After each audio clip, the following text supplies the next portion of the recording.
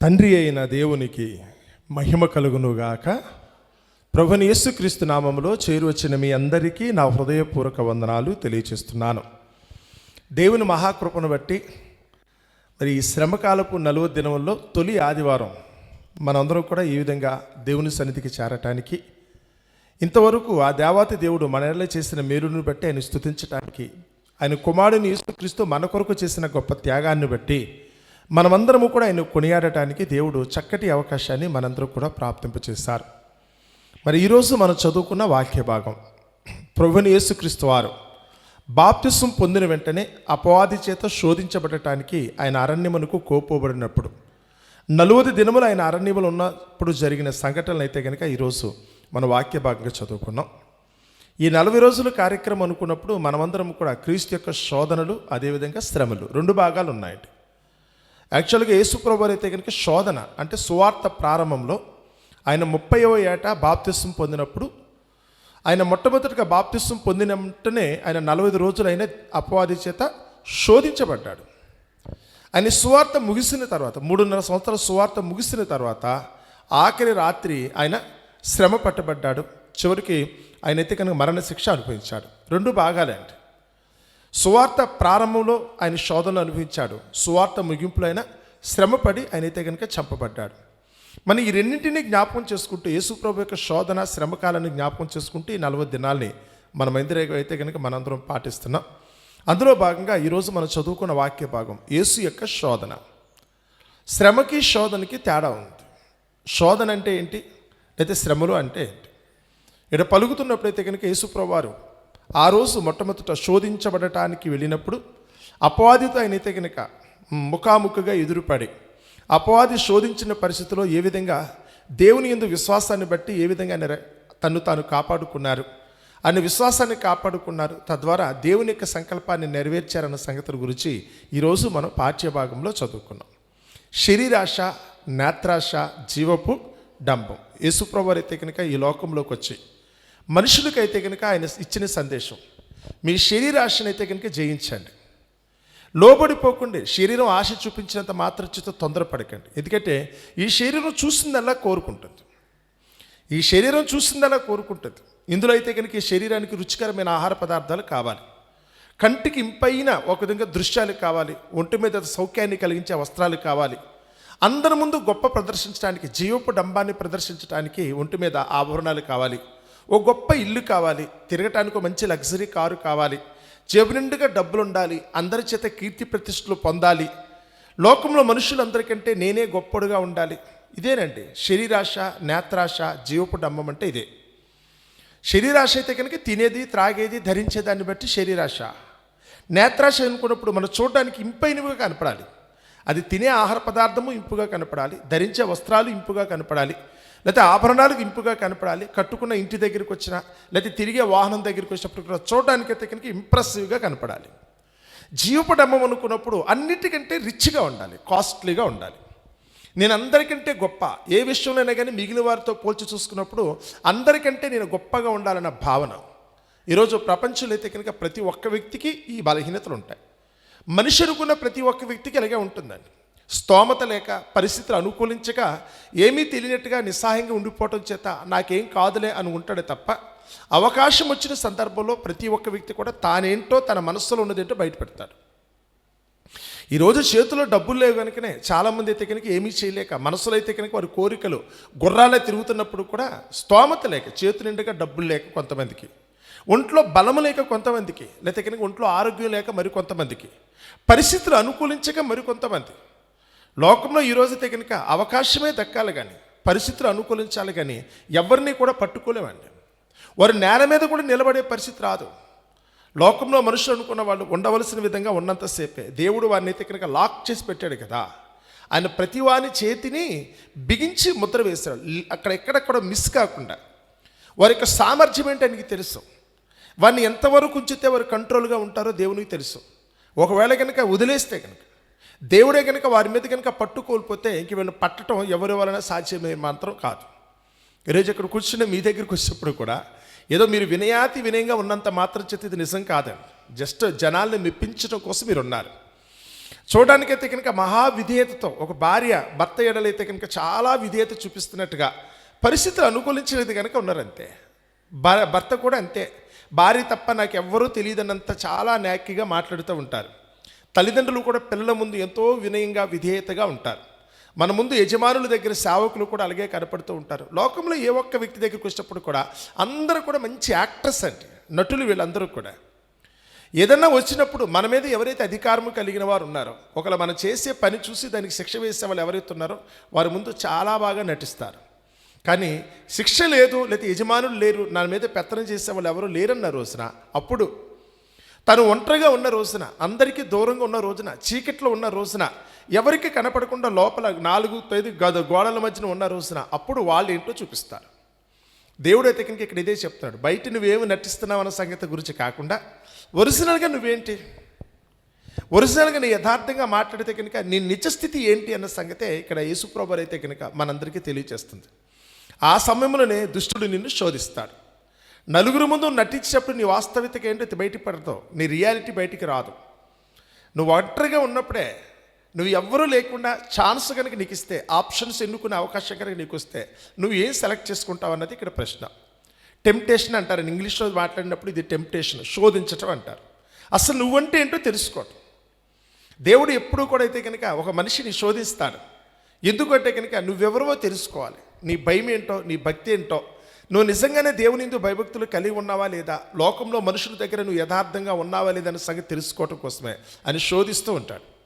మీరు ఆదికాండం 22 అధ్యాయం చదువుతున్నప్పుడు దేవుడు అబ్రహామును శోధించాడు కదా అని రాస్తుంది. శోధన అంటే కనుక టెస్టింగ్ అని, టెంప్టేషన్ అంటారు. టెంప్టేషన్ మామూలు పరీక్షించటం వేరు. నీకైతే కనుక ఏ దారి లేకుండా నేను చేసిన రోజున నువ్వు తీసుకునే నిర్ణయం ఏముంటో చూద్దాలని. అబ్రహామును శోధించిన రోజున అబ్రహాం అయితే మాత్రం మారుమాట మాట్లాడకుండా దేవుని చిత్తాన్ని ఉన్నది ఉన్నట్టుగా నెరవేర్చి, తన మనసులో ఉన్న బాధను కూడా బయట పెట్టకుండా, తన కోరిక కాదు కానీ దేవుని చిత్తమే నెరవేర్చాలనే ఉద్దేశంతో తన ఏక కుమారుడు అనుకున్న ఇస్సాకును బలి ఇవ్వటానికి కూడా సిద్ధపడి ముందుకెళ్ళినందుకు గాను దేవుని శోధనలో అతను గెలిచాడు. అందుకనే అబ్రహామును విశ్వాసులకు తండ్రి అని పిలుస్తారు, దేవునికి స్నేహితుడని ఆయనకి పేరు కూడా ఉంది. ఈరోజు మన దగ్గరికి వచ్చినప్పుడు కూడా మనము కూడా శోధించబడితే, అంటే నీ ఒరిజినల్ క్యారెక్టర్ ఏంటి అన్న సంగతి తెలుసుకోవటం కోసం. నీ ఒరిజినల్ క్యారెక్టర్ అనుకున్నప్పుడు మామూలుగా అందరిలో ఉన్నప్పుడు తెలియదు, నటన మనకు బాగా తెలుసండి. అందరికీ వాళ్ళు ఎవరికి వాళ్ళ గురించి ఆలోచిస్తే ప్రతి ఒక్కరూ నటులే. ఎవరు సినిమా యాక్టర్లకు ఆస్కార్ అవార్డులు ఇస్తారు కానీ వాళ్ళు కెమెరా ముందు మాత్రం నటించి మామూలుగా ఉండిపోతారేమో, కానీ నిజ జీవితంలో కూడా ఏమాత్రం అనుమానం రాకుండా నటించగలిగేంత శక్తి ఇక్కడ కూర్చున్న మీ అందరికీ ఉంది. ఇందులో ఎవ్వరికీ మొహమాటం లేదండి. మహానటులు తల్లిదండ్రులకి తెలియకుండా ఎంతో న్యాక్గా చేసిన తప్పును కూడా కప్పుపుచ్చుకుంటూ, దొంగతనం చేస్తూ కూడా, దుష్టత్వంలో ఉండి కూడా తల్లిదండ్రులకి తెలియకుండా మేనేజ్ చేయటం ఈరోజు చంటి పిల్లలు కూడా అలవాటైపోయింది. మనకు అనుకున్న మన పిల్లలే వాళ్ళు చేసిన దాన్ని పొరపాటున లీక్ కూడా చేయరండి. ప్రాణాల మీదకి వచ్చేంత వరకు కూడా వాళ్ళు చేసిందంటే మనకు అర్థం కానంత చక్కగా నటించగలిగే పిల్లలు అనుకున్నారు. అలాగే ఒక భర్త దగ్గరికి వచ్చినా, భార్య దగ్గరికి వచ్చినా, కట్టుకున్న వారిని బట్టి అయితే కనుక వాళ్ళకి ఎదురయ్యే ఇబ్బంది వాళ్ళకి తెలిసినప్పుడు తాము చేస్తున్న తప్పు మూడో కంటికి తెలియకుండా చాలా బాగా నటిస్తారు. గుట్టు బయటపడనంతసేపు కూడా వాళ్ళు అయితే కనుక చక్కగా మేనేజ్ చేస్తారు. లోకములు అధికారుల దగ్గరికి వచ్చినా, నాయకుల దగ్గరికి వచ్చినా చెప్పేవన్నీ అబద్ధాలు అయినప్పుడు కూడా అబద్ధాన్ని కూడా నిజమని చక్కగా నటించి చెప్పగలరు వాళ్ళు. అరచేతులు అయితే కనుక స్వర్గాన్ని చూపించగలిగినంత ఇది మన పరిస్థితి. లోకంలో ఉన్న ప్రతి ఒక్కరు కూడా ఇది చిన్నప్పటి నుంచి అలవాటు అయిపోయింది. ఉగ్గుపాలతోనూ వాళ్ళకి అలవాటు అయిపోయినట్టుగా అయిపోయింది. అందుకని ఎదుటివాడైతే కనుక నోటితో మాట్లాడుతూ కూడా నొసరుతో వెక్కిరించగలిగేంత టాక్ట్ఫుల్ నేచర్ ఈరోజు ప్రతి ఒక్కరికి ఉందండి, అంత లౌక్యంగా. కానీ ఒక్కటి మాత్రం గుర్తుపెట్టుకో, మనుషుల ముందు చెల్లిపోద్దాడు. లోకంలో మనుషుల ముందు అయితే కనుక ఇది చెల్లుబాటే. ఎందుకంటే నీ అంతరంగంలో ఏముందో వారికి తెలియదు కనుక. నిన్నైతే కనుక చూసి చూడకుండా పోతే పోయాడు మనకెంత గురించి చెప్పి నిన్ను కూడా పట్టించుకోరు. ఏదో ఒక గంట సేపు కోసం నీ గురించి ఆలోచించాల్సిన అవసరం వారికి ఏంటి? నువ్వే జీవితం కాదు అవతల వారికి. జీవితంలో ఒక భాగం అయితే ఉండొచ్చు కాక, కానీ నిన్ను గురించే వాళ్ళు ఎక్కువ ఆలోచించాల్సినంత అవసరం ఉండదు. అందుకని ఎవరు నిన్ను పట్టించుకోరు. మరీ ఎక్కువైపోయిన వాళ్ళు, ఏదో భార్య మీద భర్తకి ఎక్కువ ప్రేమ అయిపోతే, అయితే భర్త మీద కనుక భార్య కనుక చించేసుకునే ప్రేమ వచ్చినప్పుడు మాత్రమే 24 గంటలు ఆలోచించి బుర్రపాటు చేసుకుంటారు.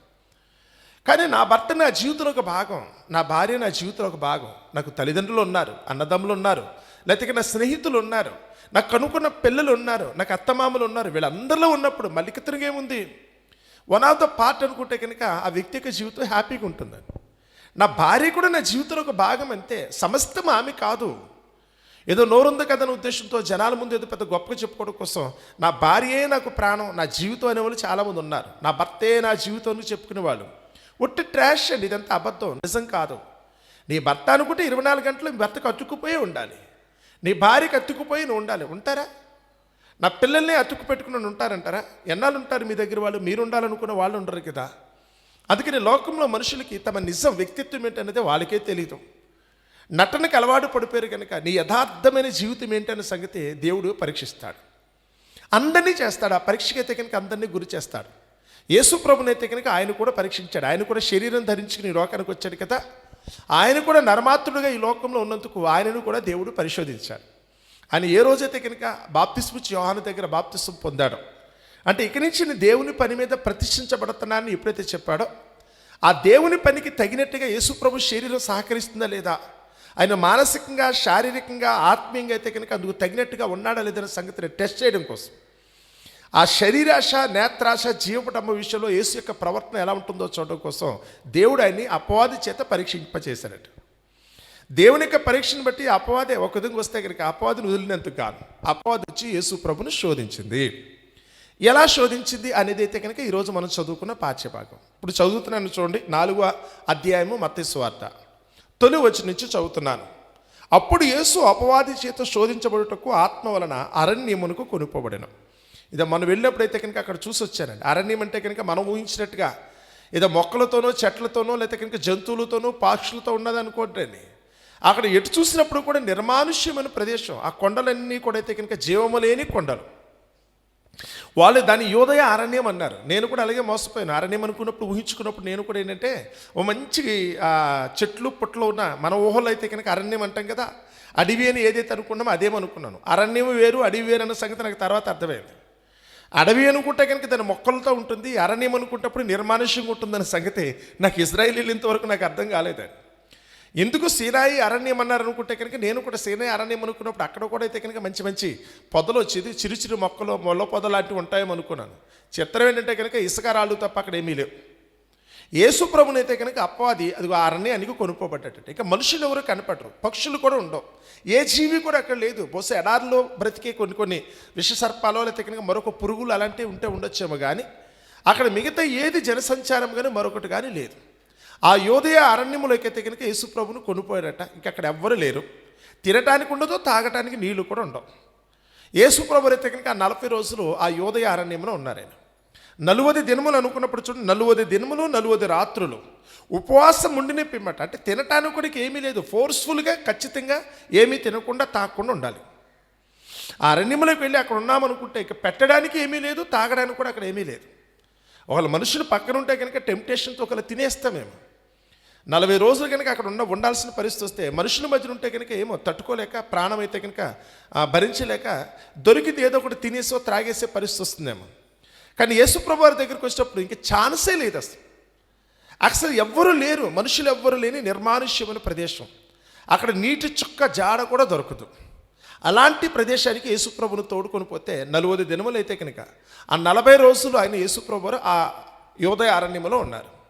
ఈ యోదయ అరణ్యంలో 40 రోజులు ఉన్నారు అనుకుంటే కనుక ఏమీ తినకుండా, ఏమీ తాగకుండా. చాలామంది ఉపవాసం చేసేవాళ్ళు ఉంటారు, కానీ అప్పుడప్పుడు కొంచెం నిమ్మరసంతో కూడిన నీళ్లు తాగుతూ ఉంటారు, గ్లూకోజ్ నీళ్లు తాగుతూ ఉంటారండి. వాళ్ళ ఘనాహారం తీసుకుపోయినప్పుడు కూడా వాళ్ళైతే నీళ్లు తాగుతూ ఉంటారు. కానీ యేసుప్రభు వారి దగ్గరికి వచ్చినప్పుడు ముందు నిమ్మ నీళ్ళలో గ్లూకోజ్, తర్వాత అసలు ఏమీ లేదు, నీళ్ళ చుక్క కూడా లేని పరిస్థితుల్లో 40 రోజుల పాటు ఆయన అరణ్యంలో ఉన్నారట. ఎలా ఉంటుందో ఒకసారి ఊహించండి. ఈ దేహం మామూలు పరిస్థితుల్లో తట్టుకోలేదండి. ఈ దేహానికి కూడా లిమిట్స్ ఉన్నాయట. ఒకళ్ళు ఈ ఆధునిక కాలంలో అయితే కనుక మనిషి ఒకళ్ళ బోధన లేకుండా ఎన్ని రోజులు ఉంటారు. శాస్త్రజ్ఞులు అయితే కనుక ఒక నార్మల్ మనిషిని, యావరేజ్ మనిషిని పరీక్షించి చూశారు. నీళ్లు లేకుండా ఎన్ని రోజులు ఉండగలడో, లేకపోతే ఎన్ని గంటలు ఉండగలడని. అలాగే గాలి పీల్చుకోకుండా మనిషి ఎన్నాళ్ళు ఉండగలడు. నిద్ర లేకుండా మనిషి ఎన్నాళ్ళు ఉండడు. పరీక్షలు చేశారే. మనం ఊపిరి తీసుకోకుండా 2 నిమిషాలు మించి పొరపాటును కూడా ఉండలేము. గాలి సోకలేదు అనుకుంటే, ముక్కు కనుక బిగిసిపోయింది అనుకుంటే 2 నిమిషాల్లో ఖచ్చితంగా మన ప్రాణం పోతుంది. ఊపిరి 2 నిమిషాలకే, అది నిమిషం కూడా. కొంతమంది అయితే అల్ప ప్రాణులు మళ్ళాటి వాళ్ళు అయితే కనుక ఇంక అంత కూడా ఉండవేమో. ఎందుకంటే ఊపిరి బిగబట్టి ఒక 30 సెకండ్లు ఉండటమే మనకు కష్టమైపోతుంది. ఒక నిమిషం వ్యవధిలో ఉండటమే చాలామందికి అయితే కనుక భారం అయిపోతుంది. అప్పటికే గుడ్లు తయారేసే వాళ్ళు చాలామంది ఉన్నారు. పోలి మరీ ఎక్కువైతే కనుక ఒక మంచి బలమైన ఆరోగ్యకరమైన మనిషి ఒక 2 నిమిషాలు ఊపిరి లేకుండా ఉంటాడు. అలాగే నీళ్లు లేకుండా మనిషి రోజుల తరబడి ఉండలేరండి, కొద్ది గంటలు. ఒకవేళ నీళ్లు లేకుండా ఉంటే కనుక గంటల వ్యవధిలో లెక్కిస్తారు, రోజులు లెక్కించడానికి కూడా కుదరదండి. భోజనం లేకపోతే కనుక కొన్ని రోజులు లెక్కిస్తారు, అంతే నెలలు లెక్కించడం. ఇప్పుడు యేసుప్రభు వారి దగ్గరికి వచ్చినప్పుడు ఆయన ఊపిరి మాత్రం తీసుకున్నాడేమో కానీ నీళ్లు లేవు, ఆయనకి భోజనం లేకుండా 40 దినములు అయితే కనుక అరణ్యంలో ఉన్నాడు. ఈ 40 దినములు పూర్తి అయ్యేటప్పటికల్లా మనిషి ఏ స్థితిలో ఉంటాడో మీరు ఒక్కసారి ఉంచాలి. ఇక ఏది పడితే తినేద్దామేమో అనుకున్నారు. మట్టి కూడా తినేసే వాళ్ళు ఉన్నారు, ఆకలికి తట్టుకోలేక చాలామంది నేల మీద ఉన్న మట్టిని తినేసే వాళ్ళు ఉన్నారు. నీళ్ళు అనుకుంటే కనుక అది డ్రైనేజ్ నీళ్ళైనా పర్వాలేదు కదా, అది కూడా తాగేసిన వాళ్ళు. ఎందుకంటే ఆ సమయంలో మనిషి యొక్క దాహం ఏమీ అనే సంగతి చూడదు. అది ద్రవ పదార్థం అయితే చాలు తాగేసే పరిస్థితి వస్తుందండి. అది మంచిదా చెడ్డదని కూడా చూడరు. ఇక ఇలాంటి ఘోరమైన పరిస్థితుల్లో యేసుప్రభు ఉన్నప్పుడు అప్పుడు దుష్టుడు వచ్చాడట. మనిషి యొక్క టెంపర్ ఏంటో చూద్దామని, తట్టుకునే శక్తి ఉంటుందా లేదా. ఆ సమయంలో కూడా అయితే కనుక తాను అనుకున్న మాటకి కట్టుబడతాడా. ప్రొవొకేషన్ అంటారు, ప్రలోభ పెట్టడం, బలవంత పెట్టడం, బలాత్కరించటం, బలహీనపరచటం, మనిషిని ఏదో ఒక విధంగా తానున్న మార్గంలోంచి తొలగించడాన్నే శోధన అంటారు. నేను ఏదో ఒకటి చేసి రెచ్చగొట్టి కావచ్చు, కొన్ని సందర్భాల్లో భయపెట్టి కావచ్చు, బెదిరించి కావచ్చు, ఒక నీకైతే కనుక బలహీనపరిచి కావచ్చు. ఏదో ఒక సందర్భంలో నువ్వైతే టెంపర్ కోల్పోయి నువ్వు ఏదైతే ఒక నిర్ణయం తీసుకున్నావో నీ నిర్ణయంలోంచి తొలగిపోయేటట్టు చేయటమే శోధన అంటారు. మనము కూడా అయితే కనుక చాలా సందర్భాలు వచ్చి నీతికి మాలి అంటే నీతి తప్పి నేను ఈ పని చేయనని చాలామంది అనుకుంటారు. వాళ్ళు అనుకునే వాళ్ళు చాలామంది, కానీ వాళ్ళు నీతి తప్పేటట్టుగా కూడా చేయగలిగే మహానుభావులు ఈ లోకంలో ఉన్నారు. అలాంటి నీతి తప్పకుండా ఉండాలని ఎంతమంది అయితే నిర్ణయించుకున్నారో వారిని కూడా అయితే కనుక నీతి తప్పేటట్టుగా చేయటానికి ఈరోజు లోకంలో ఎన్నో ఆయుధాలు ఉన్నాయి, ఎన్నో పరికరాలు, ఎంతోమంది వ్యక్తులు ఉన్నారు వారిని బలహీనపరచడానికి. ఎందుకంటే ప్రతి ఒక్క వ్యక్తికి ఏదో ఒక బలహీనత ఉంటుందంట. ప్రపంచంలో వారు ఎంత ఉన్నతమైన స్థితిలో ఉన్నప్పుడు కూడా ప్రతి ఒక్కరు కూడా ఏదో ఒక విధంగా వారు పడిపోవడానికి అయితే కనుక ఏదో ఒక బలహీనత ఉంటుందట. దేవుడు నేను పరలోకంలో ఉండాలి అనుకుంటే, అంటే ఆ మహోన్నతమైన ఆ పరలోకంలో నేను ఉంచాలనుకుంటే నీలో కించిత్తు కూడా ఏ లోపం ఉండకూడదు అనేది దేవుని యొక్క ఉద్దేశం. దేవునితో నువ్వు సమానంగా రేపటిదిన నా పరలోకంలో ఉండాలనుకున్నప్పుడు నీలో లోపం లేకుండా ఉండాలి, ఏ బలహీనతకు నువ్వు లోబడకూడదు. సో అందుకని యేసుప్రభుని అయితే కనుక ముందుగా టెస్టింగ్ కోసం ఆయన అయితే స్పెసిమెన్గా మనకి పెట్టారు. ఆ యేసుప్రభు దగ్గరికి వచ్చి మొట్టమొదటిగా మాట్లాడిన మాట ఏంటంటే ఆకలిగా ఉంది కదా. అవును, నిజంగానే 40 రోజుల పాటు ఏమీ లేదు కదా, ఏముంటుంది తినేద్దామన్న ఉద్దేశంతో యేసుప్రభు వారు కూడా ఉంటారండి. ఎందుకంటే ఆయన కూడా శరీరంలో ఉన్నాడు, ఒక మానవ మాత్రుడిగానే బ్రతికినప్పుడు మనిషికి అయితే కనుక ఎలాంటి బలహీనతలు ఉంటావు అన్నీ ఆయనకున్నాయి. సో ఈ సమయంలో అయితే కనుక ఆకలి గురించి అన్నిటికంటే మోస్ట్ ఇంపార్టెంట్ అండ్ డేంజరస్ అనుకుంటే కనుక ఆకలే కదా. సో ఈ ఆకలికి ఎవరూ తట్టుకోలేదు. ఎంత అంటే కనుక ఎదుటివాడి ప్రాణం కూడా తీసేస్తారట. నేరం నాది కాదు ఆకలిది అంటారు. ఇలాంటి ఆకలితో ఉన్న యేసుప్రభు దగ్గరికి వచ్చి దుష్టుడు వచ్చేస్తే కనుక నేను చెప్పిన మాట వింటావా అని. దుష్టుడు చెప్పే మాట వాస్తవంగా ఆలోచిస్తే కనుక యేసుప్రభు వినడు. దుష్టుడు చెప్పే మాట కాదు, ఎవరు చెప్పే మాట వినాలి. సృష్టి ఆరంభంలోనే ఆదాము అవ్వలు దుష్టుడు చెప్పిన మాటను బట్టి వాళ్ళు చివరికి దేవుని పోగొట్టుకున్నారు, దేవుని సన్నిధిని పోగొట్టుకున్నారు, వాళ్ళు దేవుడిచ్చిన జీవాన్ని పోగొట్టుకుని చివరికి మరణం తెచ్చుకున్నారు. సో ఆదమ్మవులు చేసిన తప్పు చేయకూడదన్న ఉద్దేశంతోనే ఆదమ్మవులు చేసిన తప్పు చేయకుండా అపవాదిని ఎలా జయించాలో చెప్పడం కోసమే యేసుప్రభు వచ్చారు. సో ఆదమ్మవుల దగ్గరికి ఎలాగైతే అపవాది వచ్చి సర్పం రూపంలో మాట్లాడిందో ఇప్పుడు యేసుప్రభు దగ్గరికి వచ్చి ఆకలిగా ఉంది కదా. 40 రోజుల పాటు ఏమీ లేని యేసుప్రభు వారు అవును ఆకలిగానే ఉంది, నేను చెప్పింది చేస్తావా ఏంటి, ఈ రాళ్ళు రొట్టెలెగినట్టుగా నువ్వు ఆజ్ఞాపించు, నీకు ఆ క్యాపబిలిటీ ఉందన్న సంగతి నాకు తెలుసు, నువ్వందుకు సమర్థుడు, నువ్వు దేవుని కుమారుడు కదా, పైగా దేవునికి ఎంత ఇష్టంగా ఉన్నావు, నీ నోటి వెంట కనుక నీకు కావాల్సింది కోరుకుంటే జరగకపోవటం అంటూ ఉండదు. ఈ అరణ్యమునైతే కనుక ఆకలితో ఉన్నా కనుక ఈ రాళ్ళను నువ్వేం చేసుకోవచ్చు, నీ నోటి మాట సెలవిస్తే కనుక నీ మాటను బట్టి రాళ్ళు రొట్టెలు అవుతాయి. కాబట్టి ఆ రొట్టెని తిని నీ ఆకలి తీర్చుకో.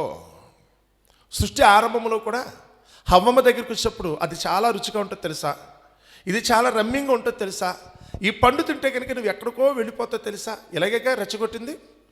వాస్తవంగా ఆ రోజు అవ్వమ్మ గారికి ఆకలేసి పండు తినలేదు, ఆమె అప్పటికే ఆకలి తీర్చుకోవడానికి దేవుడు ఎన్నో పళ్ళు ఇచ్చాడు, కానీ స్పెషల్గా ఉంది కదా, ప్రత్యేకంగా ఉంది కదా, ఇది తింటే ఏదో అవుతుందన్న ఉద్దేశంతో సర్పము చెప్పిన మాట విని ఆ రోజు హవ్వమ్మ అయితే కనుక తినకూడదు తినేస్తుంది. హవ్వమ్మ అయితే కనుక తినకూడదు తినేస్తుంది. ఇప్పుడు యేసు ప్రభు కూడా అలాగే తినకూడదు తినేయాలా, అది మంచిదా చెడ్డదా, తింటే కనుక మేలా కీడా యేసు ప్రభు ఏమీ ఆలోచించలేదు. ఎందుకంటే దుష్టుల ఆలోచన చొప్పున నడవద్దని దేవుని వాక్యం చెప్తుంది. వాడు దుష్టుడు, నీకు చెప్పిన మాట ఆ సమయానికి కరెక్టే, వాడు చెప్పిన దాంట్లో న్యాయమే కదా. ఇప్పుడు ఏమైంది, 40 రోజులు ఉపవాసం పూర్తి అయిపోయింది కదా, ఇప్పుడు తను చెప్పిన మాట విని ఒకవేళ కనుక నేను కనుక రొట్టెని తింటే తప్పేంటి అన్న ఆలోచన ప్రతి ఒక్కరికి కలగచ్చు. కానీ దేవుడు ఏమన్నాడు తెలుసా? నువ్వు ఏ పరిస్థితిలో ఉన్నప్పటికీ చెప్పినవాడు దుష్టుడైతే, చెప్పినవాడు అబద్ధికుడైతే, అంటే అపవాది అబద్ధం మాట్లాడతాడు, వాడి నోటు వెంట కనుక ఒకవేళ నిజం వచ్చినప్పుడు కూడా నువ్వు నమ్మద్దు. వాడు అబద్ధికుడు అన్న సంగతి నీకు ఎప్పుడైతే తెలిసిందో వాడు ఏది చెప్పినప్పుడు కూడా నువ్వు వాడిని పాటించొద్దు. కీర్తన 1వ అధ్యాయం 1వ వచనం చదువుతున్నప్పుడు దుష్టుల ఆలోచన చొప్పున నడవద్దు సుమా. నువ్వు వాడు ఆలోచన చెప్తే కనుక నువ్వు విన్నావు అనుకుంటే హవ్వమ్మ అలాగే అయిపోయింది. కయ్యను దుష్టుని సంబంధియే, వాడు చెప్పిన ఆలోచన బట్టి తన తమ్ముడిని కూడా చంపేశాడు. ఒక ఏషావు అయితే కనుక ఒక పూట కూటు కొరకైతే కనుక తన తమ్మునికి తను అమ్మేసుకున్నాడు, భ్రష్టుడుగా మారిపోతున్నాడు. కాబట్టి ఇలాంటి ఆలోచన కొద్దు. యేసుప్రభుని అయితే కనుక రొట్టె తినమంటే వెంటనే యేసుప్రభు ఏమన్నాడట? మనుష్యుడు రొట్టె వలన మాత్రము కాదు కానీ దేవుని నోట నుండి వచ్చి ప్రతి మాట వలన జీవిస్తాడు. ఇప్పుడు నేను ఆకలితో ఉంటే కనుక చనిపోతానేమన్న భయం నాకు ఉందని నువ్వు అనుకుంటున్నట్టున్నావు. ఒకవేళ చనిపోకూడదు అనుకుంటే ఆహారం ఖచ్చితంగా తినాలని నీ సలహా. కానీ నేను నేర్చుకుంది ఏంటి తెలుసా? నేను ఆహారం తిన్నంత మాత్రం చేత నేను బ్రతకలేను, కానీ దేవుడు ఒక మాట సెలవిస్తే నేను ఆహారం తినకపోయినప్పుడు కూడా నేను బ్రతుకుతాను. నేను బ్రతకాలా లేదని నిర్ణయించవలసింది దేవుడు అనుకున్నప్పుడు ఆహారం తింటే ఏంటి, తినకపోతే ఏంటి? ఇప్పుడు నా నోరైతే కనుక ఆకలి కోసం మాత్రం నేనైతే తప్పించిపోతున్న మాట వాస్తవమే. కానీ నువ్వు చెప్పావు కనుక, నువ్వు ఒక అబద్ధికుడు, నువ్వు ఆది నుంచి నువ్వు మోసగాడివి, నరహంతకుడు, నువ్వు చెప్పిన మాటను మాత్రం నేను తినను, నీ మాటను మాత్రం నేను పట్టించుకోను. ఆకలేసినప్పుడు కూడా నోరు కట్టుకుంటానే తప్ప నువ్వు చెప్పిన మాటను బట్టి నేను భోజనం మాత్రం చేయను కదా. అంటే ఈరోజు ఈ మాటను బట్టి మీకేం చెప్తున్నా తెలుసా? లోకంలో కొంతమంది వ్యక్తుల దగ్గరికి వచ్చినప్పుడు వాళ్ళ క్యారెక్టర్లు చూసినప్పుడు, వాళ్ళ జీవితాలు చూసినప్పుడైతే కనుక నిజంగా చెడిపోయిన జీవితాలు, వారి వల్ల ఇప్పటికే చాలామంది అన్యాయం అయిపోయారు. వారు ఎంతోమందిని ముంచేశారు వాళ్ళు. కానీ ఈరోజు నీ దగ్గరికి వచ్చి తీయటి మాటలు చెప్తుంటే చాలామంది వారి వలలో పడిపోతున్నారు. వారు తీయటి మాటలు చెప్తుంటే కనుక వారి వలలో పడిపోతున్నారు. తెలుసా? హీరా గ్రూప్ అని ఒక 10-15 సంవత్సరాల క్రితం అయితే కనుక పెద్ద ఫేమస్, వేల కోట్ల రూపాయలు ఆవిడైతే కనుక ఒక అమ్మాయి, ఒక ఆడావిడ, ముస్లిం ఆవిడ, హైదరాబాద్లోనూ లేకపోతే కనుక మనకి ఆంధ్రప్రదేశ్లో కూడా ఉంది, కర్ణాటకలో కూడా ఆమె అయితే కనుక ఒక సంస్థ స్థాపించి మల్టీ లెవెల్ బిజినెస్ అని స్థాపించి దాదాపు 1000 కోట్ల రూపాయలు, 5,000 కోట్ల రూపాయలని ఆ రోజే అన్నారు. మరి ఈరోజు దాని లెక్క చూస్తే కనుక కనీసం ఎదుట ఒక 50,000 కోట్ల రూపాయలు బిజినెస్. ఆ జనాల దగ్గర డబ్బులన్నీ వసూలు చేసి ఆవిడైతే కనుక ఆ రోజు జెండా ఎత్తేసింది, ఆస్తులు కొనేసుకుంది, తన బినామీ పేర్ల మీద పెట్టేసుకుంది. ప్రస్తుతం నా దగ్గర డబ్బులు లేవని చెప్పేసి ఆవిడైతే కనుక అంతర్గత ఐపీ పెట్టేసినట్టుగా పెట్టేసింది. ఆ సమయంలో ఆవిడ మీద చాలా యాక్షన్ తీసుకోవాలని ప్రభుత్వాలు కూడా ప్రయత్నించినాయి. కొన్నాళ్ళు జైల్లో పెడతారు, మళ్ళీ ఏదో ఒక రోజున మన భారతదేశ న్యాయ వ్యవస్థ ప్రకారం కొన్నాళ్ళు జైల్లో ఉన్న తర్వాత మళ్ళీ బయటకు వచ్చేస్తారు. కానీ వాళ్ళు చేసిన పని ఎలా ఉంటుందంటే ఇక్కడ మోసం చేయటమే వాళ్ళకి అలవాటు.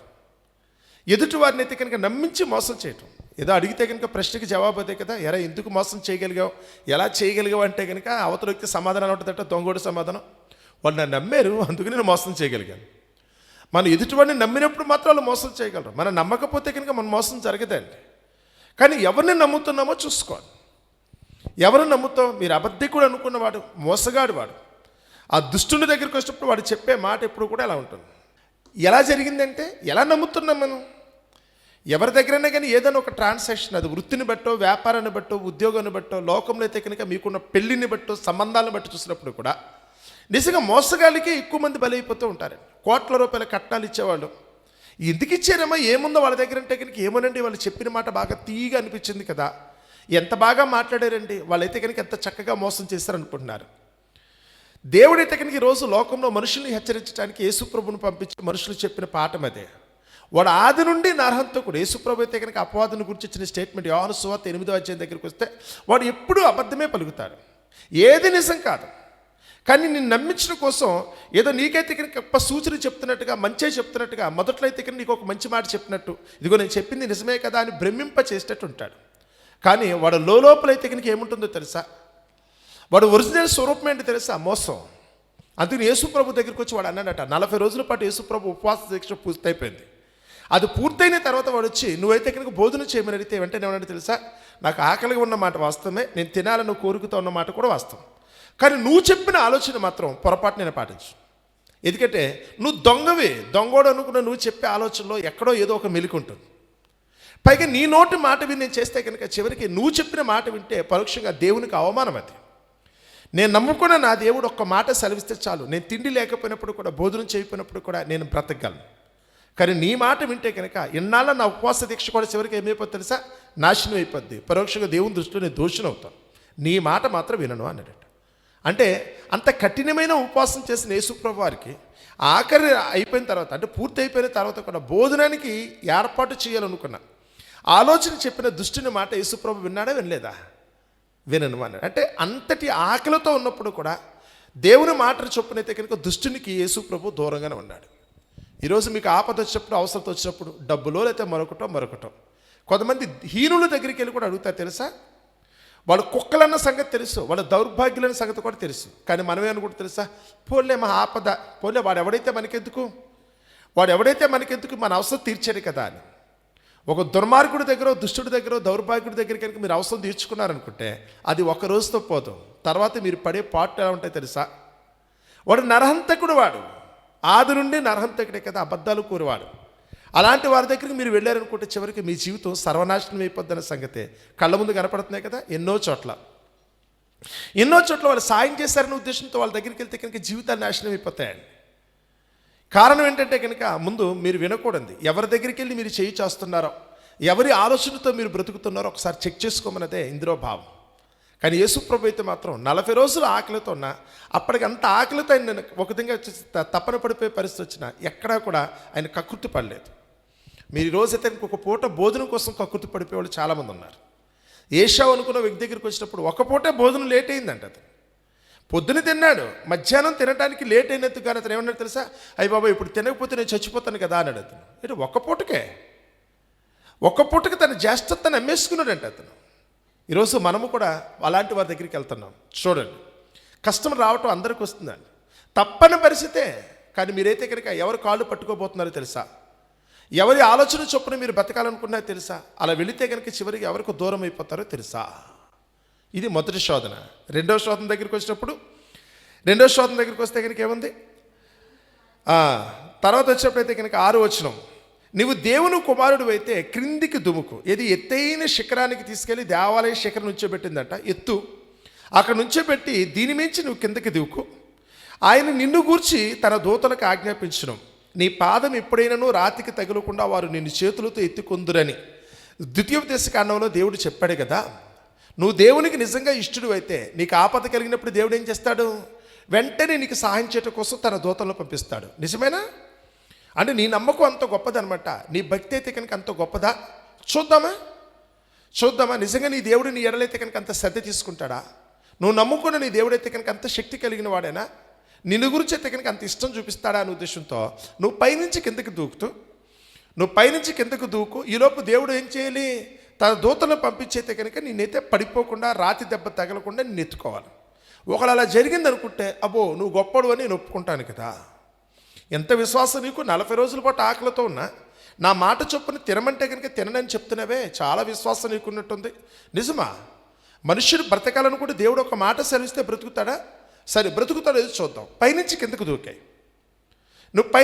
దూకాయి. ఈలోపు దేవుడు వచ్చి నిన్ను ఆపుతాడో లేకపోతే నీ ప్రాణం పోకుండా చూస్తాను కదా అని ఏం చేయాలి? మీరు కూడా ఉన్నారుగా.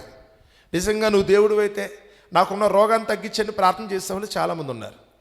నువ్వు నిజంగా కనుక దేవుడు అయితే, నా నమ్మకమే కనుక కరెక్ట్ అయితే నాకు కలిగిన శోధన నుంచి నేను తప్పించు, నేను కోరుకున్న కోరిక తీర్చేయి ఉన్నాయి కదా. లేకుండా అయితే కనుక చాలామంది దేవునికి అయితే కనుక పరీక్షలు పెట్టేవాళ్ళు చాలామంది ఉన్నారు. దేవునికి పరీక్షలు మీరు పెట్టడం ఏంటి? ఇప్పుడు కనుక ఇలా జరిగింది అనుకుంటే దేవుడు ఉన్నాడని నమ్ముతాను, లేకపోతే కనుక దేవుడు లేడు. 10 లెక్కెట్టే లోపల ఇలా జరిగిపోవాలి. మా వాడైతే కనుక ఏదో మీటింగ్లు పెట్టినప్పుడు కరెంటు పోయిందండి. కరెంటు పోతే కనుక ఈ లోపు అయితే కనుక ఒకలాంటి మనలాంటి భక్తుడు ఒకడు వచ్చి, నిజంగా అన్న ఇదేంటి కరెంటు పోయింది ఈ టైంలోనూ? నేనైతే కనుక ప్రార్థన చేస్తున్నాను. నేను ప్రార్థన చేసి కళ్ళు తెరిచే లోపల కరెంట్ రావాలి, లేకపోతే కనుక దేవుడు లేనట్టేనన్నా. లేకపోతే ఇంత చక్కటి కార్యక్రమాన్ని కరెంటు పోవటం ఏంటని. కరెంటు పోవటం రావటం వాడెవడు ఎందుకు తీస్తారో తెలియదు. అక్కడ ఏదైనా ప్రాబ్లం వచ్చిందేమో, వాళ్ళ ప్రాబ్లమ్స్ ఏంటో తెలియకుండా కరెంటు రిచ్ అయిపోతే కనుక ఎవరు లేరు. కరెంటు రాలేదనుకోడు సపోజ్, ఏం చేస్తారు? దేవుడు లేడని వెళ్ళిపోతారా? దేవునికి ఆ సామర్థ్యం లేదనా? మనుషుల్లో జరిగే పనుల గురించి దేవుని వరకు ఇంటికి వెళ్తున్నారు. శోధించడం అంటారండి, దేవుణ్ణి శోధించడం. ఎప్పుడు ఆ పని చేయకండి. మనుషుల ప్రశ్నకి జవాబు దేవుడు చెప్పడం, లేదా మనుషులు టెస్ట్ చేస్తే కనుక, పరీక్ష పెడితే కనుక నేను ఉన్నాను అని దేవుడు వచ్చేది నిరూపించుకోవాల్సిన ఆవశ్యకత ఆయనకి లేదు. దేవునికి తను నిరూపించుకోవాల్సిన అవసరత లేదండి. నువ్వు నమ్ముతావా లేదనేది నువ్వు చూసుకో. నమ్మితే కనుక నీ జీవితానికి మేలు, నమ్మకపోతే కనుక ఉన్నాడా లేదని పరీక్ష పెట్టడానికి నువ్వెవరివే? ఈరోజు లోకంలో నాస్తికుల దగ్గరికి వచ్చినప్పుడు కూడా చాలామంది అలాగే, నిజంగానా దేవుడు ఉన్నాడా మాకు నిరూపిస్తారని. నీకు నిరూపించుకోవాల్సినంత అవసరం నాకేంటి? ఇప్పుడు నా దగ్గరికి వచ్చారనుకోండి, సపోజ్ నువ్వు మంచోడో కాదో నిరూపించుకో అంటే కానీ నేను సమాధానం చెప్తాను. నేను మంచోడో కాదనే సంగతి నీకు నిరూపించాల్సినంత అవసరత లేదు. నేను మంచోడే నమ్మితే కనుక నాతో ఉండవు, నేను మంచోడు కాదనుకుంటూ దూరం అయిపో. అంతేగాని మంచోడో కాదని టెస్ట్ పెడతారా? నా మంచితనానికి మీరు ఏ విధంగా కొలతిస్తారు? నేను యథార్థంగా ఉంటున్నానా లేదా, లేదా నువ్వు భక్తుడువా కాదా? ఇది ఎక్కడ? దాన్ని ఎలా నిరూపించుకుంటారు? పరలోకమందున దేవుని దగ్గరికి వచ్చినప్పుడు కూడా ఆయన ఉన్నాడా లేదంటే కనుక విశ్వాసం. ఎబ్రిల్ రాసిన పత్రిక 11వ అధ్యాయం దగ్గరికి వచ్చినప్పుడు నీకు విశ్వాసం ఉంటే నమ్ము, లేకపోతే నేను బలవంతం ఎవరు చేశారు? విశ్వాసం అనేది నిరీక్షించు వాటి యొక్క నిజస్వరూపమును అదృశ్యమైనవి ఉన్నవనుటకు రుజువు. కంటికి కనపడేది కూడా ఉంది. నేను బ్రతకటానికి అత్యవసరమైనది నాకు గాలి. ఆ గాలి పీల్చుకోకపోతే కనుక, ఊపిరి తీసుకోకపోతే కనుక నేను ఎక్కువసేపు బతకలేను. 2 నిమిషాలకు మించి ఉండలేను. ఇంతకుముందే నేను చెప్పాను మీకు, 2 నిమిషాల మించి ఎవరు ఉండలేరట. అలాంటిది గాలి ఉన్నదా లేదా నా కంటికి చూపించంటే ఏం చెప్పేది? ప్రకృతిలో కొన్ని ధర్మాలు ఉన్నాయి. కొన్నిటికైతే కనుక ఘన పదార్థాలు అయితే కనుక దానికి ఆకారం ఉంటుంది, దానికి ఒక రుచి ఉంటుంది, దానికి ఒక రంగు ఉంటుంది. దాన్ని తడిమి చూస్తే కనుక స్పష్టంగా మనకైతే కనుక స్పర్శ తెలుస్తుంది. గాలికి కేవలం స్పర్శ మాత్రమే తెలుస్తుంది, కానీ దానికి రూపు లేదు, దానికి రంగు కూడా లేదు. ప్రకృతిలో పంచభూతముల దగ్గరికి వచ్చినప్పుడు వాటి ధర్మాల గురించి ఆలోచించినప్పుడు, నీటి దగ్గరికి వచ్చినప్పుడు నీటికి రూపం అంటూ ఉండదు, కంటికి మాత్రం కనపడుతుంది. అదే సమయంలో స్పర్శించడానికి కూడా తెలుస్తుంది. అదే కనుక ఆకాశం దగ్గరికి వచ్చినప్పుడు, అంటే శూన్యం అనుకున్నప్పుడు దానికి ఏమీ లేదు, దానికి కొలతలు లేవు, దానికి మెజర్మెంట్ చేయటానికంటూ యూనిట్స్ ఉండవండి. దేవుని దగ్గరికి వచ్చేటప్పుడు కూడా నువ్వు అలాగే వీటన్నిటికీ అతీతుడైన దేవుని దగ్గరికి వచ్చి ఆయన ఎలా ఉంటాడో చూపించంటే దేంతో చూద్దాం అనుకుంటున్నావు? నువ్వు ఆయన ఎలా కొలవాలనుకుంటున్నావు? యేసుప్రభు అయితే కనుక అక్కడైతే చెప్పాడండి, నీ తండ్రి అనే దేవుని నువ్వేం చేయకూడదు, శోధింపు. ఆయన ఉన్నాడు అని నువ్వు నమ్ముకుంటే కనుక నీ విశ్వాసాన్ని బట్టి నమ్ము, అదర్వైజ్ నోరు మూసుకుని వెళ్ళిపోవు. ఉన్నాడా లేదన్న సంగతి నువ్వు చచ్చిపోయిన తర్వాత తెలుస్తుంది. నువ్వు ఎలాగే చనిపోతావు కదా, ఇవాళ కాస్త రేపైనా నీ ఆయుష్కాలం వెళ్ళిపోయిన రోజున, నీ లెక్కలో పూర్తయిపోయిన రోజు నువ్వు చనిపోతావు. చనిపోయిన రోజు నువ్వు చూద్దు కానీ ఉంటే కనుక ఉన్నట్టు, లేకపోతే లేనట్టు. నువ్వు చనిపోయిన తర్వాత అప్పుడు డిసైడ్ చేసుకో. బ్రతికుండగానే డిసైడ్ చేసుకుంటే కనుక దేవుని చిత్తానుసారంగా బ్రతికితే రేపటి దినాన దేవుని చెంత నువ్వు ఉండొచ్చు. లేదు దేవుడు లేడు చూసేంతవరకు నమ్మనన్నారు అనుకోండి, తర్వాత చూడండి, తర్వాత చేయడానికంటే ఏముండదు. నువ్వు ఏదైనా నిరూపించుకోవాలనుకున్నప్పుడు నీ శరీరంలో ఉన్నప్పుడే నువ్వు నిరూపించుకోవాలి బ్రతికుండగానే. కాబట్టి నీకు విశ్వాసం లేదనుకుంటే కనుక ఎవరికి బాధ్యత? కాబట్టి నీ తండ్రి అనే దేవుని ఏం చేయకూడదట, శోధించొద్దు. కాబట్టి దేవుడు ఉన్నాడు అనేది నిరూపించడం కోసం నేను పైనుంచి కిందకు దూకుతాను. ఈరోజు లోకంలో చాలామంది అలాగే నిరూపించడానికి ప్రయత్నాలు చేస్తున్నారు. ఎవరు ఈ పిచ్చి పనులు మాత్రం చేయకండి.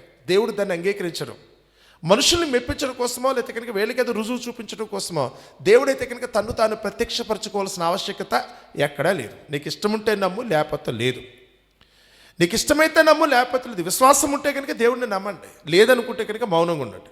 అంతేగా నీకు నిరూపించుకోవాల్సినంత ఆవశ్యకత ఆయనకి లేదన్న సంగతి మర్చిపోవద్దు.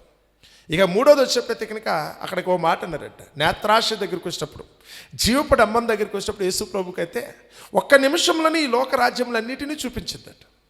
ఇందులో ఉన్న సువిశేషాలు ఉన్నాయి కదా, ఇందులో ఉన్న గొప్ప, అది ఖరీదైనది కావచ్చు, విలువైనది కావచ్చు, చూడడానికి రమ్యమైనది కావచ్చు, గొప్ప గొప్ప కట్టడాలు కావచ్చు, ఎంతో అందమైన ప్రకృతి సౌందర్యం అంతా కూడా చూపించిందట. చూపించి నీవే కనుక నా పాదములు కనుక మొక్కినట్లయితే ఇదిగో ఈ లోక రాజ్యంలన్నీ నీకు ఇస్తాను కదా. నా మాట విని కనుక నువ్వు కనుక నన్ను కనుక సేవిస్తే, నా పాదములు కనుక మొక్కినట్లయితే నేనైతే నీకు వీటన్నిటిని కనుక ఇస్తాను అని. ఈరోజు మనము కూడా అంతేనండి. మనము కూడా ఈరోజు మానవ ప్రాణాలను కూడా పోగొట్టుకునే వాళ్ళు ఉన్నారు, అభిమానాన్ని కూడా చంపుకునే వాళ్ళు ఉన్నారు. ఎవరి కోసం? మనం కోరుకున్న ఆస్తి కోసమో, అంతస్తుల కోసమో, పేరు ప్రఖ్యాతుల కోసమో, ఉద్యోగం కోసమో, పదవుల కోసమో ఈరోజు కనుక మొక్కకూడని వారికి కూడా మొక్కేటట్టున్నారు. హీరోలు అనుకున్న వాళ్ళు కూడా ఈరోజు దేవుళ్ళు చేసి తిప్పుతున్నారు. ఈరోజు ఎందుకు పనికి మారిన వాళ్ళు కూడా ఈరోజు అయితే కనుక దేవుళ్ళుగా వర్ణించి వాళ్ళకైతే కనుక పూలు చల్లే వాళ్ళు ఉన్నారు, దండలు వేసే వాళ్ళు ఉన్నారు, వారిని అయితే కనుక కీర్తించే వాళ్ళు ఉన్నారు. ఎందుకంటే మనిషి కలిగే తాత్కాలికమైన ప్రయోజనం కొరకు దేవుని స్థానంలో అయితే కనుక మనిషిని కూర్చోబెట్టే పరిస్థితికి వస్తుంది. ఎందుకంటే వారిని కనుక పొగిడితే, వారిని కనుక కీర్తిస్తే కనుక మనకేదైనా లాభం కలుగుతున్న ఉద్దేశంతో. కానీ యేసుప్రభు వారికి అయితే కనుక ఆ రోజు ఆపాదించిన ఆఫర్ ఏంటి తెలుసా? నీవు కనుక నాకు మొక్కినట్లయితే ఈ లోకమంతా నీకు ఇస్తానని. కానీ ఆ సమయంలో యేసుప్రభు అయితే కనుక ఇచ్చిన సమాధానం ఏంటి తెలుసా? దుష్టుడు చెప్పిన ఆ మాటకి తను లొంగకుండా, ఆ శోధనకి అయితే కనుక లొంగిపోకుండా ఒకటే మాట చెప్పాడు, నీ దేవుడైన యెహోవాను తప్ప మరెవరిని కూడా నువ్వు కొలవకూడదు కదా. నువ్వు ఎవరినన్నా మొక్కాలనుకుంటే నిన్ను సృష్టించిన సృష్టికర్తను మొక్కు, నీ ఒంట్లో ఊపిరిదిన వాడిని మొక్కు, నీ శరీర అవయవ నిర్మాణం చేసిన వారికి మొక్కు, నీ జీవితకాల దినములను నీకు ఎవరైతే కనుక ఏర్పాటు చేశారో వారికి మొక్కండి, నీ పుట్టిన తేదీని నీ మరణ తేదీని కూడా స్వాధీనపరుచుకునే దేవుని మొక్కండి. ఎవరో లోకంలో మనుషులు మొక్కుతున్నారేంటి? ఎవరన్నా నిన్ను క్రియేట్ చేసిన వారు వాళ్ళ, నీ ఒంట్లో ప్రాణం పోసిన వాళ్ళారా, నిన్ను బ్రతికించేది వాళ్ళ, మరి వాళ్ళని ఎట్లా మీరైతే కనుక మొక్కుతున్నారు? ఈరోజు అందరూ చేసే తప్పు, ప్రపంచంలో ప్రతి ఒక్కరు కూడా ఏదైనా చిన్న లాభం వస్తుంది అనుకుంటే కనుక వెంటనే లాభం చేకూర్చి పెట్టిన వారికి వెంటనే దేవుడు చేసేస్తున్నారు. కనీసం ఒక పూట టిఫినో టీ ఇచ్చినా కానీ వాళ్ళు దేవుళ్ళు అయిపోతున్నారు కదా. ఒక పూట భోజనం పెట్టిన వాళ్ళు కూడా దేవునితో సమానంగా చూస్తున్నారు. ఎవరన్నా మనకి మేలు కలిగిస్తే చాలు, నా ఆశ నా కోరిక తీరిస్తే చాలు, వాళ్ళు దేవునితో సమానం అంటున్నారు. నిజంగా మీరు దేవుడు అంటే ఊతపదం అయిపోయింది ఈరోజు. నిజంగా మీరు దేవుడు అని చెప్పి రెండు చేతులు జోడించి వాళ్ళకి మొక్కేస్తున్నారు చిన్నదానికి. ఇదే పరలోకమందున దేవుడు నిన్ను సృష్టించిన వాడు, ఈ విశ్వం అంతటినీ కలుగు చేసిన వారు, ఆయన మాత్రమే స్తుతులకు అర్హుడు కదా. ఆయన్ని కదా మనం మొక్కాల్సిందే, ఆయనకి కదా మనమైతే కనుక కొడియాడైతే కనుక స్తుతులు ఘనత చెల్లించాల్సిందే. కానీ ఈరోజైతే కనుక చిన్న అవసరం కోసం ఎవరైనా కొద్దిపాటి మనకి సహాయం చేశారనుకుంటే వెంటనే వారిని అయితే కనుక దేవుడిగా కొలిచి వాళ్ళ పాదములు పట్టుకునేంత స్థాయికి వెళ్ళిపోతున్నారు. చూడండి, రాజకీయ నాయకుల దగ్గరికి వచ్చినప్పుడు పదవిలో ఉన్నారనుకోండి, ముఖ్యమంత్రుల్లో లేకపోతే ప్రధానమంత్రుల్లో మంత్రుల్లో ఉంటే చూడండి, అక్కడ కొంతమంది అయితే కనుక పనిగట్టుని క్యూ కట్టుకుని మరీ పాద పూజలు చేసేవాళ్ళు ఉన్నారు. తమిళనాడు ముఖ్యమంత్రి గారు ఉండేవారు జయలలిత గారండి, ఆవిడ చనిపోయిందిలేండి. ఆవిడ చనిపోయే ముందైతే కనుక ఆ మంత్రివర్గమో ఎమ్మెల్యేలో లేకపోతే కనుక ఆవిడ దగ్గర ఎవరు వచ్చినప్పుడు కూడా ఖచ్చితంగా ఆవిడ పాదములకు మొక్కాల్సిందే. ఆవిడ మొక్కపోతే కనుక మనం అనుకున్నది అయితే కనుక జరగదు, రావాల్సింది రాదు. ఆవిడ వల్ల మనకి మేలు కలగాలనుకుంటే కనుక ముందు ఆవిడకి పాద పూజ చేయాలి. పెద్ద పెద్దోళ్ళు మగవాళ్ళు కూడా మన భారతదేశ సాంప్రదాయం ప్రకారం ఒకవేళ ఆడదారి కాళ్ళు పట్టుకోవాలనుకుంటే కనుక చీ అంటారండి. అది స్త్రీ యొక్క కాలు తగిలింది అనుకుంటే అదేదో పెద్ద గొప్ప అన్నట్టుగా చెంపలు కూడా వేసేసుకునే వాళ్ళు ఉంటారు. కానీ ఆవిడ దగ్గరికి వెళ్ళినప్పుడు మాత్రం అందరూ కూడా క్యూ కడతారు. ఏదో రేషన్ షాప్లో నుంచున్నప్పుడు అయితే, సినిమా టికెట్ల దగ్గర నుంచినట్టయితే కనుక ఆవిడ దగ్గర వరుసనే వచ్చి ఒకరి తర్వాత ఒకరైతే పాదాభివందనం చేసుకుంటూ వెళ్ళిపోతూ ఉంటారు. ఏంటంటే అవసరం, ఆమె వల్ల మనకి ఏదైనా ప్రయోజనం కలగాలనుకుంటే కనుక వాడు కాళ్ళు పట్టుకోవాలని. కానీ యేసుప్రభు అయితే మాత్రం నిర్బంధంగా దాన్ని తిరస్కరించాడు. నేను దేవునికి మొక్కుతాను తప్ప నీకు మొక్కటం ఏంటి? ఈరోజు నేను ఏమై ఉన్నానో అది దేవుని వలన, ఏం కావాలో నిర్ణయించేది కూడా ఆయన. మనుషులు అనుకున్న వాళ్ళైతే కనుక తాత్కాలికం, వారు ఉంటారు కొద్దిసేపు వచ్చి నీకు ఏదో ప్రలోభం చూపించేంత మాత్రం చేత, బలవంతం చేసినంత మాత్రం చేత వాళ్ళు దేవుళ్ళు కాలేరు. మొక్కాలి అనుకుంటే దేవునికి మొక్కాలి, కానీ లోకంలో మనుషులకు మొక్కటం ఏంటి? పైగా నీలాంటి దానికి అసలు మొక్కడు కదా అని చెప్పి ఆ రోజు అపవాదిని అయితే కనుక, దుష్టుని అయితే కనుక తిరస్కరించిన పరిస్థితి వచ్చింది. అంటే శోధించడం అనే మాటకు వస్తే కనుక నీకు కలిగే ఆశని బట్టి, నీ కోరికలు తీర్చడం కోసం ఎవరైనా నీ ముందు నుంచి చెయ్యొద్దన్న పని చేయమని నీకు చెప్తే, చేయకూడని పని నీకు చేయమని కనుక ఎవరైనా బలవంతం చేస్తే మీరు చేస్తారా చేయరా? యేసుప్రభు అయితే కనుక పొరపాటును కూడా చేయలేదండి. ఆయన విపరీతమైన ఆకలితో 40 రోజుల పాటు పస్తున్నప్పుడు కూడా తొందరపడి దుష్టుడు చెప్పిన మాట విని ఆకలి తీర్చుకోవడానికి ప్రయత్నించలేదు. మొదటి మాట. రెండవది అయితే కనుక తన భక్తినే శంకించి, తన విశ్వాసాన్ని శంకించి, నిజంగా నీకు అంత భక్తి ఉంటే కనుక పైనుంచి కిందకి దూకు, నువ్వు నమ్ముకున్న నీ దేవుడు నేను రక్షిస్తాడో లేదో చూస్తానని శోధించినప్పుడు కూడా, అంటే తన భక్తినే శంకించినప్పుడు కూడా యేసుప్రభు తొందరపడలేదు. తన మాట వినడానికి యేసుప్రభు ఇష్టపడలేదు. ఇక మూడోది వచ్చినప్పుడు ఆశ. ఆ ఆశ దగ్గరికి వచ్చినప్పుడు అది నేత్రాశ, జీవపడమ అని మీరేమనుకున్నా పర్వాలేదు, కానీ అక్కడికి వచ్చినప్పుడు లోకమంతా నీకు ఇస్తాను నీవు కనుక నాకు మొక్కినట్లయితే, ఈ లోకమంతా నీకు ఇస్తాను నువ్వు కనుక నాకు మొక్కినట్లయితే అన్నప్పుడు యేసుప్రభు చెప్తున్న మాట ఏంటి తెలుసా? నీ దేవుడిని యెహోవాను తప్ప మరెవరు కూడా నువ్వు మొక్కటానికి వీల్లేదు. నిన్ను సృష్టించిన వాడికి మొక్కటంలో అర్థం ఉంది, కానీ సృష్టిలో ఉన్న ఒక భాగానికి నువ్వు మొక్కటం ఏంటి? ఈరోజు నువ్వు ఎవరి ముందైతే కనుక నువ్వు ఒక విధంగా మోకరిస్తున్నావో, ఎవరి పాదాలైతే నువ్వు పట్టుకున్నావో వాళ్ళు కూడా రేపటి దినాన్ని చనిపోయి మట్టిలో కలిసిపోతారు కదా. వాళ్ళు మాత్రం ఎన్నాళ్ళు ఉంటారు? ఈరోజు ఎవరి కాళ్ళైతే పట్టుకున్నావో వాళ్ళు మాత్రం ఎన్నాళ్ళు జీవిస్తారు? అలాంటి వ్యక్తి దగ్గరికి వెళ్ళి నువ్వైతే కాళ్ళు పట్టుకున్నావు అనుకుంటే పరోక్షంగా ఎవరిని అవమానించినట్టు? దేవునికి చెందవలసిన మహిమను నువ్వు మనుషులకు అప్పగిస్తే అది దేవునికి అవమానం అవుతుంది. కాబట్టి ఆ దేవుణ్ణి అవమానించే పని ఏదీ చేయనని చెప్పి ఆ 3 రకాల శోధనలు, శరీరాశ, నేత్రాశ, జీవపడము, ఈ మూడింటిలో కూడా ఎక్కడ కూడా యేసుప్రభు అయితే మాత్రం తొణకలేదు, వెనకలేదు. ఈరోజు ఇవన్నీ మీకెందుకు చెప్తున్నా తెలుసా? మీరు కూడా ఒకసారి చూడండి. మీరు కూడా ఎవరెవరి ముందు చేయి చేస్తున్నారు తెలుసా? ఎవరెవరి కాళ్ళు మీరు పట్టుకున్నారు తెలుసా? దేనికోసం కక్కుర్తుపడి ఈరోజు మీరు చేయకుండా పని చేస్తున్నారు తెలుసా? నీకు దేవుని యొక్క ఏర్పాట్లో నువ్వు ఉన్నావు, దేవుని యొక్క కృప నీకు ఉందన్న సంగతి తెలుసు కూడా, ఈరోజు అయితే కనుక దేవునికి చెందవలసిన మహిమను ఈరోజు మనుషులకో, లోకంలో అయితే కనుక పశువులకో, పురుగులకు కూడా మనం ఆపాదించే పరిస్థితి వస్తుందండి. ఎవరైతే కనుక ఇలాంటి ఒక శోధనకు లొంగిపోతున్నారో తద్వారా జరిగేదేంటి? వారు దేవుని విడిచిపెడితే, దేవుని విడిచిపెట్టి వేరొక త్రోవలో వెళ్ళిన వారికి ఏమవుతుందట? శ్రమలు విస్తరిస్తాయి కదా అని. కాబట్టి ఆ శ్రమలు మీకు కలగకుండా ఉండాలనుకున్నప్పుడు శోధన కాలంలోనే మీరు జయించడానికి ప్రయత్నించండి. దేవుడు చెప్పిన మాటలో పరమార్థాన్ని గుర్తెరగండి.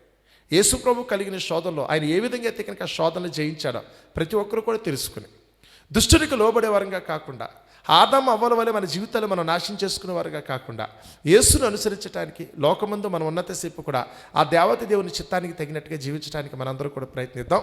అట్టి కృప దేవుడు మనందరికీ దయచేయునుగాక. ఆమేన్. ప్రార్థన చేసుకుందామండి. పరమందున్న మా తండ్రి, దయగల మా దేవా, మీ ఘనమైన నామమునకు వేలాది స్తుతులు స్తోత్రములు తండ్రి. మమ్మల్ని ప్రేమించి ప్రభా ఇంతవరకు మీ పాద సన్నిధిలో ఉండి మీ కుమారుని యేసుక్రీస్తు యొక్క శోధన కాలంలో దుష్టుని ఏ విధంగా ఆయన జయించాడనే సంగతిని గురించి కొద్ది మాటలు ప్రభా మీ జీవగ్రంథంలో చదువుకోవడానికి చక్కటి భాగ్యం ఇచ్చారు. చేసిన మేలును బట్టి, మాడలు చూపిన కృపను బట్టి మీకు స్తుతులు స్తోత్రములు. విన్ని ఈ మాటలను ఎవరు కూడా వ్యర్థమని తలంచక మా నిమిత్తమే మీరు సెలవిచ్చిన మాట కనుక ప్రతి ఒక్కరూ మీ మాట చొప్పున జీవించడానికి, మీ కృపకు పాత్రలు కావటానికి కావాల్సిన సహాయం దయచేయమని వేడుకొనిచున్నాం.